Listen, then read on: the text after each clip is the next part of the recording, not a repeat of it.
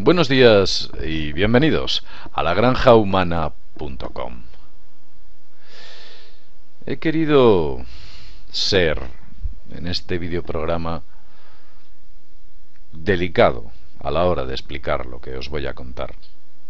Vamos a hablar de la neoesclavitud. En los siguientes minutos, espero y confío que todos aquellos que veáis y escuchéis este vídeo lo entendáis. Y confío en llegar en grado a vuestros corazones. Lo voy a intentar. La esclavitud ha estado vinculada a la raza humana a lo largo de miles y miles de años. Se remonta a las más ancestrales culturas. O bien por motivos de raza, o bien por motivos de religión, o bien sencillamente porque eran prisioneros de guerra, a grupos humanos se les transformaba en grupos de esclavos. Fue Abraham Lincoln, a mediados del siglo XIX, quien abolió la esclavitud en Estados Unidos. Hubo una guerra civil, y en aquella guerra civil, entre los estados del norte y los estados del sur, pues finalmente ganaron los llamados nordistas, los estados del norte. El sur era muy rico. El sur mantenía a esclavos, mientras el norte no. Esto era un grave problema para Abraham Lincoln, ya que sabía que el hecho de mantener personal y una serie de mano de obra de fuerza productiva con un coste salarial cero hacía que el sur lentamente fuese cada vez más rico y más poderoso. Muchos alegan que la proclamación de la libertad por parte de Abraham Lincoln fue para que los seres humanos fuesen iguales ante la ley y tuvieran los mismos derechos, bla, bla, bla, bla, bla. En realidad, lo que hizo Abraham Lincoln fue destruir la economía del sur, con la emancipación, la llamada ley de la emancipación, que fue promovida en el año 1863.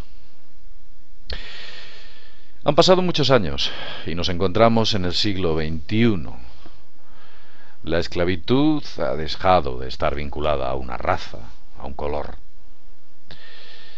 Y ahora se centra en una clase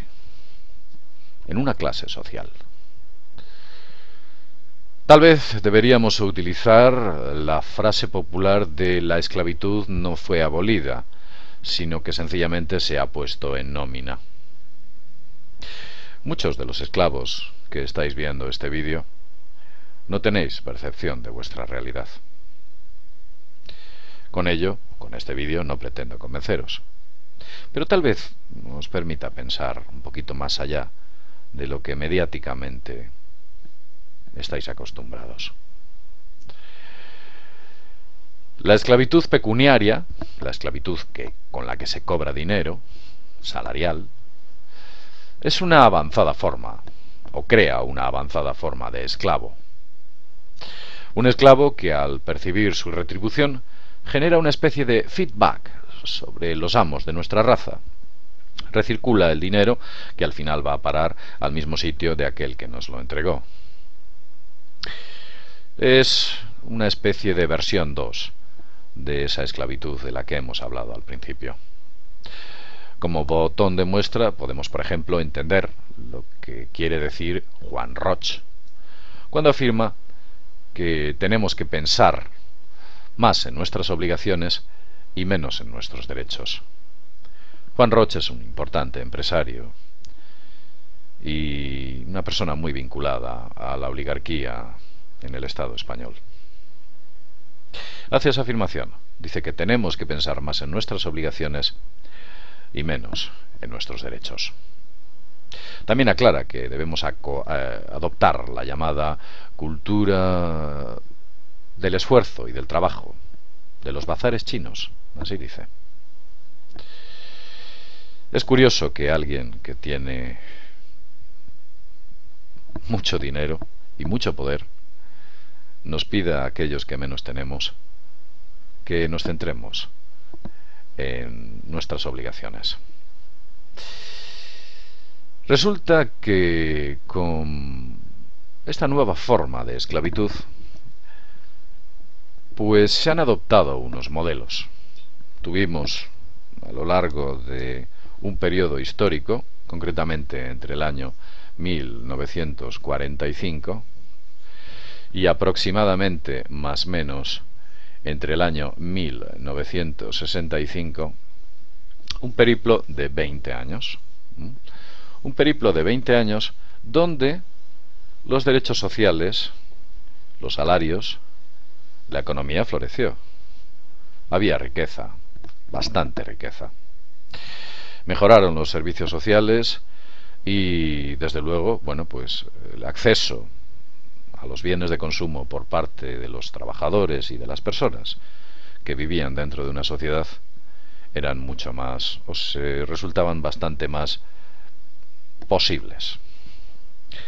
Nos metieron, tendieron redes y nos metieron en un círculo vicioso que nos gustó. Pensábamos que aquella economía que había surgido del final de la Segunda Guerra Mundial era una economía resultante de una evolución natural del ser humano. Lo que en realidad había ocurrido es que estaban tendiendo redes. A partir de esta cifra, de este año, del año 1965 aproximadamente, hay en varios países donde esta cifra es variable, comienza a haber una reducción de estos servicios a todos los niveles. Posiblemente usted, si está viendo este vídeo y es un pequeño empresario o un autónomo, piense que no va con usted todas estas cuestiones. Lo cierto es que así es, van con usted. Su labor es tan importante como la de los trabajadores. Estamos en el mismo barco. Cuando hablo de la oligarquía y me refiero a aquellos que nos someten, estoy hablando de los grandes poderes financieros a muy alto nivel. Y estoy hablando también de las importantes y grandes macroempresas gigantescas multidiversificadas que controlan de manera encubierta poderosos monopolios. Empresas muy poderosas vinculadas a todo tipo de sectores. Pero el auténtico poder, o la parte más alta de esta pirámide, se encuentra sobre todo en los centros productivos de dinero, que no es ni más ni menos que, como sabéis todos vosotros, los grandes grupos financieros internacionales. Voy a continuar. ¿Cómo han hecho a ese neoesclavo? Como sabéis y estáis viendo, aquellos que vivís dentro del Estado español, sé que en Sudamérica y otros países este proceso se lleva ejecutando ya hace muchos años. A ellos les ha tocado ya hace tiempo. Como sabéis, se están produciendo enormes encubiertas y descubiertas bajadas de salarios. Las retribuciones pecuniarias que los esclavos percibimos por nuestra fuerza de trabajo. También aquellos que tienen pequeñas empresas han visto cómo esos esfuerzos que desempeñan dentro de las mismas para sacarlas a flote han tenido que verse multiplicados, en ocasiones sin obtener ningún tipo de objetivo o resultado adecuado. Con lo cual podemos ver cómo en cierta medida estamos todos en un mismo barco. Ese neoesclavo también, o al que también se le está sometiendo a una reducción constante de la calidad de los servicios sociales. Y cuando me refiero a la calidad, quiero decir que ya no son tan efectivos como eran antes. Han perdido mucha efectividad por la que deberían pasar constantemente y siempre aumentar. Fueron muchos los esfuerzos para obtener cosas que tenemos y desde luego muy pocos los que estamos haciendo para evitar que nos las quiten. También ese neoesclavo está sufriendo un aumento de los impuestos a todos los niveles. Nos damos cuenta como los llamados impuestos especiales, impuestos directos e impuestos indirectos, así como los locales, están aumentando notablemente, por encima del coste de la vida. Eso es importante porque nos genera una reducción de ingresos. Esa reducción de ingresos nos obliga a apretarnos el cinturón y por ende a ser más esclavos. La vinculación entre el dinero y la esclavitud es algo notable. Cuanto más dinero tienes, menos esclavo eres. Pero si tienes poco, estás en una situación muy incómoda. El modelo económico que se creó estaba basado en el crédito a todos los niveles. Ese crédito fue básicamente ocupado por una variable, una cifra. Usted pedía una cantidad y sobre esa cantidad se le incorporaba un valor resultante de la misma que generaba que usted debía pagar otra cantidad sobre la que había solicitado. Esta variable, que como muchos de vosotros sabréis, está vinculada al Euribor, antiguamente era al MIBOR, puede estar vinculada a muchos factores. Esta cantidad variable es variable por años. Cada año, y dependiendo cómo esté la economía, unas veces sube, otras veces baja, otras veces se estabiliza, nuevamente sube. Se produce un proceso de incertidumbre. La incertidumbre. Para aquellos que nos someten y nos esclavizan, la incertidumbre es fundamental. Porque la incertidumbre es inseguridad. Y si a usted le mantienen inseguro, le mantienen más fácilmente controlable. Fuera de este punto, ha habido también un aumento en la precariedad e inseguridad de los contratos a todos los niveles, incluso para muchas empresas pequeñas también están teniendo ciertas dificultades para poder cobrar de esos morosos que tienen, y algunos de ellos son el propio Estado. Pero si me centro en lo que llamo la precariedad y la inseguridad en la contratación, hago referencia a que los antiguos modelos de contratación con los cuales una persona tenía una seguridad para poder formar una familia, comprarse un vehículo, hacer una casa, construir una casa o vivir en ella o comprarla, como usted quiera, o alquilarla. Esa seguridad que podía tener para mantener una vida estable, esa linealidad, es la palabra más adecuada, ha desaparecido. Para aquellos que nos gobiernan es muy importante que esa linealidad no exista, porque la falta de linealidad y la aparición de picos y valles en su modus vivendi le genera lo que podríamos denominar nuevamente la inseguridad.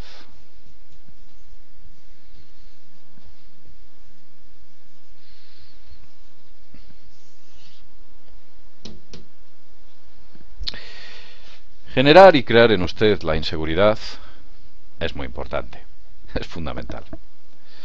Con ello le vuelven dubitativo y, por supuesto, pusilánime, inoperante. No es capaz de responder frente a esas fuerzas que le gobiernan y le dominan, porque está en una posición débil. Continuando sobre las estrategias que están ejerciendo sobre nosotros para crear a este neoesclavo, podemos ver como, por ejemplo, se ha creado un curioso sistema, un modelo, en el cual las empresas son, o los centros de trabajo, son los ejes de nuestra vida. Sí. Todo y gran parte de nuestra vida social, personal, familiar, gira en torno a la cuestión laboral. En muchas ocasiones, tal vez no sea mi caso, pero sé que es el caso de muchas personas, de un alto porcentaje. Esta idea es importante. El hecho de mantenerla siempre la idea orientada hacia la misma dirección y eludir que otras cuestiones puedan resultar importantes, hacen que nuestra vida se vuelva productiva a todos los niveles. Y eso evita que tengamos una conciencia analítica o incluso espiritual a otros niveles. Nos vuelven hiperproductivos.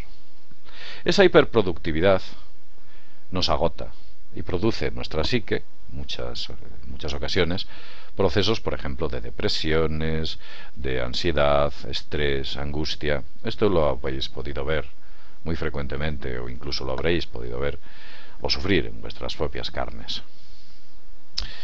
De hecho, el eje laboral ha llegado a tal extremo que incluso ya en algunos países, aquella gente que está sin empleo, que son parados de larga duración, se les está obligando a hacer lo que se llama el voluntariado, que son servicios sociales gratis.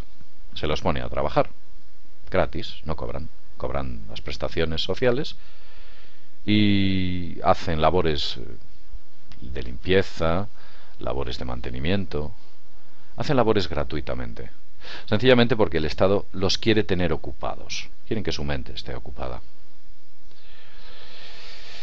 Así es como vemos que cada vez, también adicionalmente a todo lo que he dicho, hay unas leyes mucho más amplias. Vemos cómo las leyes van creciendo día a día y se vuelven, aparte de amplias, restrictivas. Estrechan nuestro margen de libertad. De ello hemos hablado anteriormente en Mundo Desconocido y en La Granja Humana. Esas leyes son un caldo de cultivo para que florezca en él el hombre sumiso, obediente y discreto. El hombre discreto, que pasa desapercibido. ¿Qué hacen estas leyes? ¿O qué tienen? Pues son leyes contra antisistema.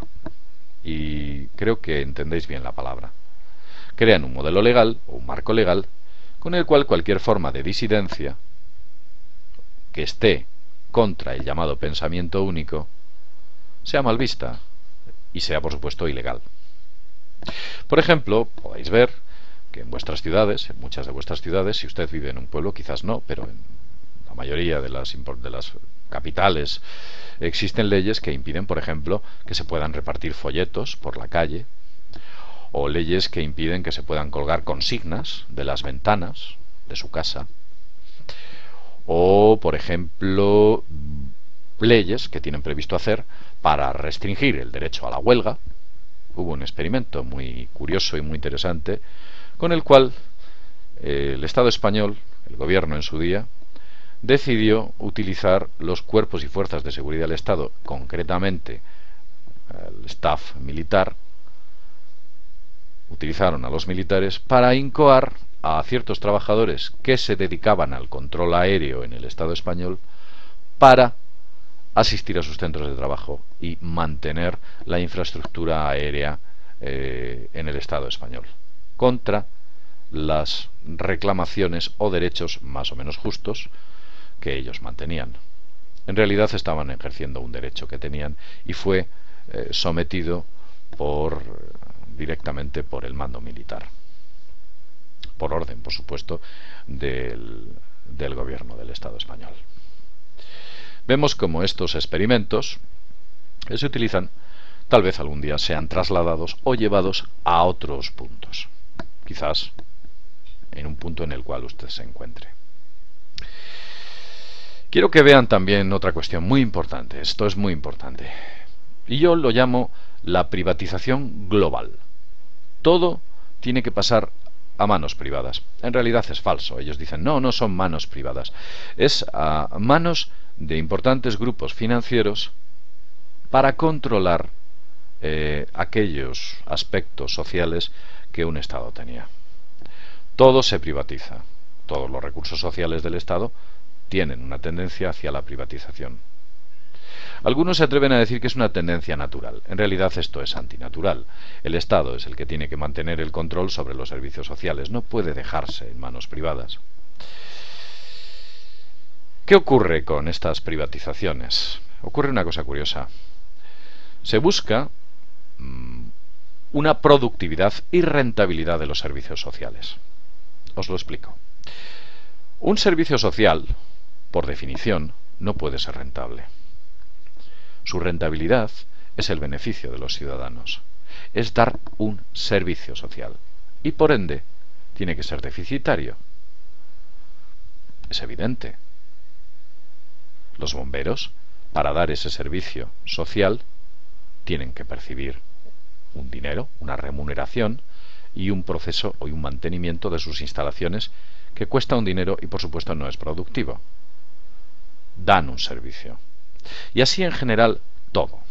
Eso es una idea como ejemplo. La sanidad, la educación y vaya incluso hasta donde usted quiera. También, como ya he dicho antes, se ha perdido una gran calidad en dichos servicios. Eso es algo que podéis constatar si hacéis una pequeña investigación sobre el antes de un servicio y en la actual situación de esos servicios. Ha subido todo.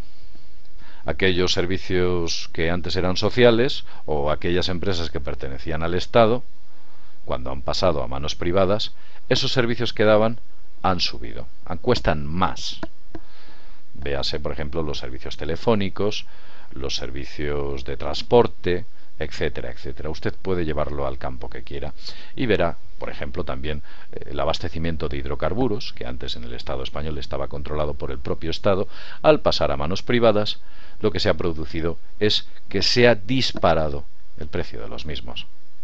En el Estado español se está pagando por los hidrocarburos, el gas, la gasolina, el gasoil, el butano, etcétera. Se está pagando mucho más dinero que en el resto de Europa. Por contra, nuestras retribuciones salariales o las percepciones económicas de aquellos pequeños empresarios han reducido, han sido o se han visto reducidas. Por consiguiente, ha habido una pérdida de calidad de dichos servicios. También ha habido un descontrol, los llamados precios del libre mercado. Cuando antes esas empresas estaban controladas por el Estado, existía un control sobre los precios que ofrecían en sus servicios, evidentemente, y se adaptaban a la economía de la sociedad o a las necesidades de sus ciudadanos. Al pasar a manos privadas, esta idea desaparece y lo que se busca, por supuesto, es una alta rentabilidad económica para alimentar a esos mercados financieros de los que hemos hablado al principio y, por supuesto, para someterle a usted y crear la figura del neoesclavo de la que estoy hablando. En realidad, se hacen cosas muy curiosas, como por ejemplo, cuando hablo de las privatizaciones, se produce que nosotros, como ciudadanos, todos, financiamos las infraestructuras de esos servicios sociales. Os voy a hacer un dibujo con el cual lo veréis claramente. Imaginaos por un momento que esto es un servicio social. Esto es un servicio social. Es un edificio. Podéis pensar que este servicio social es una escuela, un hospital, puede ser cualquier servicio social que a usted se le pase por la cabeza. Lo que hacen es sencillamente que con el dinero público,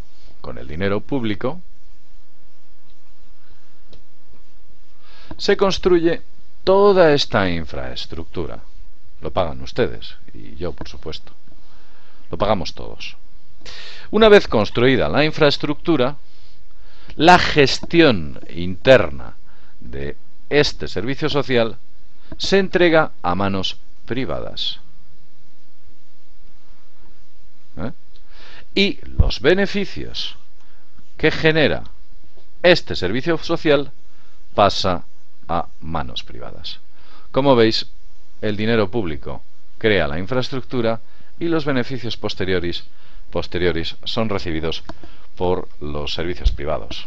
Un ejemplo claro puede ser la privatización del agua pública, el agua potable en las ciudades. Hay muchos más. Seguramente que si empezáis a investigar encontréis muchos más. El problema de este neoesclavo del que estamos hablando, de la figura en la que nos encontramos, de nuestro auténtico estatus, independientemente de usted, de cómo usted se perciba, ellos nos perciben de otra manera, nos perciben como bloque, como masa. Usted puede creer que está un poco más arriba o un poco más abajo, ellos nos ven en conjunto. Le puedo decir que somos la última generación. Esto es un escalón, una especie de progresión en esta esclavitud. Y os cuento, cuando me refiero a la última generación, exactamente a qué me estoy refiriendo. Veréis, nuestros hijos, aquellos que han nacido y son jóvenes o pequeños, o aquellos que vengan, nuestros nietos, habrán nacido dentro de un medio que les parecerá natural. Todo esto que nos ocurre, como neoesclavos que somos, ellos lo verán con ojos como natural. Es natural, nuestro estado es así, nuestro modus vivendi es así, y tenemos que adaptarnos a una sociedad en la que hemos nacido y nos encontramos inmersos. Con lo cual, al sentir o percibirse dentro de un medio natural, nunca jamás se va a producir un intento de volver al estado natural del ser, que es la libertad y la seguridad, que ambos van ligados. Por ello tenemos un gran problema por delante. Deberíamos ser nosotros los que tomáramos medidas para hacer girar este problema y retomar los antiguos años de bonanza. Evidentemente, y fijaos el movimiento que he hecho, este giro es una revolución de un problema. Si adoptamos reformas, el problema crece. Para realmente crear un cambio de todo esto, de esta esclavitud en la cual estamos sometidos y que no percibimos, tenemos que adoptar medidas revolucionarias. La historia ha demostrado que como grupo no se les vence. Y la historia ha demostrado que el peor de los caminos es la violencia. Ellos también están muy por encima. No se les vence. Entonces la solución para vencer y conseguir salir de este estado natural al cual nos han metido es con la llamada actitud personal. Si como bloque te dominan, como individuo no lo harán. Habréis visto que en muchos aspectos de vuestra vida os intentan convencer de que los valores individuales hay que dejarlos de lado y hay que empezar a trabajar como bloque, como grupo, como equipo. Fijaos, estas palabras las usan muy habitualmente. Como equipo, como bloque, como grupo, como conjunto. Nos usan estas palabras. A ellos les viene bien, porque el bloque, o el grupo o el conjunto es muy fácilmente manipulable y dominable y controlable. Y ese bloque o ese grupo es muy difícil que se consensúe y que se consolide, que tome una dirección, que se revuelva contra el problema. Es muy difícil. Pero usted, como individuo, su consenso es personal, individual y, por supuesto, indivisible. Es usted la unidad. Entonces, como individuo, tiene usted que empezar a ver las cosas y trabajar como tal. No espere que venga un grupo humano, alguien que le organice, alguien, una especie de mesías, una especie de líder, un dictador o una especie de salvador. No va a llegar. Y a lo largo de la historia de la humanidad, cuando ha llegado, el problema se ha acentuado, como así se ha demostrado. Entonces, llegamos a la conclusión de que la victoria solo se puede conseguir desde un marco individual. Vénzales usted. Me lo habréis oído en más ocasiones decirlo. Pero tal vez con todo esto que he contado a lo largo de este vídeo, usted empiece a tener conciencia de por qué le digo que usted como individuo puede ser una fortaleza inexpugnable para sus planes. Bueno, creo que el vídeo ya se ha alargado mucho más de lo que yo esperaba. Quería hacer un vídeo de 10 minutos y nos hemos ido a media hora. Pero considero que es importante todo lo que aquí se ha dicho. Y espero que si usted ha cogido un poquito de aquí o un poquito de allí, o por lo menos le ha quedado la idea en general, nos podemos sentir satisfechos de que tal vez podamos tener una esperanza para salir de este gran problema que tenemos. Bueno, y sin más, desde lagranjahumana.com, que por cierto, nuestra web todavía no funciona. Tenéis que acudir al canal de YouTube de lagranjahumana.com, de La Granja Humana, para poder ver todos aquellos vídeos que estamos metiendo. Insisto, sin más, desde La Granja Humana, nos vemos en el próximo videoprograma. Hasta pronto.